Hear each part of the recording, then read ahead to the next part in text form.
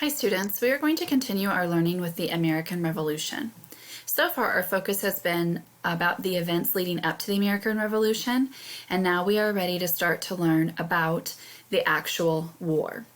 So as a fifth grader, you are responsible for knowing about the people that were important during the American Revolution and the significant battles in the American Revolution. So I have created a Google Doc to help organize that information. I'm going to show you the Google Doc today. You don't need to go to the Google Doc and click on it. Just know that when you do need it, I will provide it for you. So it does say click on the image below to see the people and battles of the American Revolution. So I click on that. It opens up a Google Doc. Some of the information has been filled in and some has not. So the first table is about the people that we are responsible for learning about, and the second table are the battles that we are responsible for learning about. So what I've done is I've filled in some of the information that we have already worked on. You watched a video about the Declaration of Independence and you learned about the purpose. And so Thomas Jefferson, Ben Franklin, and John Adams are known for being the main writers of the Declaration of Independence.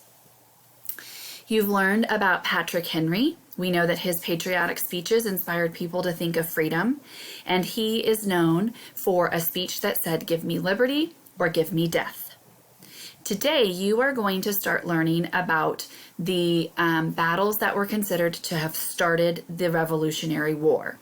And so today you're going to be learning about the Continental Army.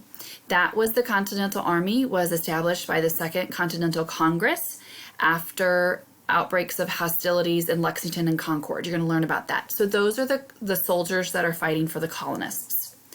The redcoats are the British soldiers. They are the ones that are under the rule of the king, and they are fighting for Britain. Today you're going to learn about a man named Paul Revere, and he is known for warning citizens that the British Army was coming. You're also going to learn about two battles. They're two different battles, but historians put them together. So it says it's the battle at Lexington and Concord.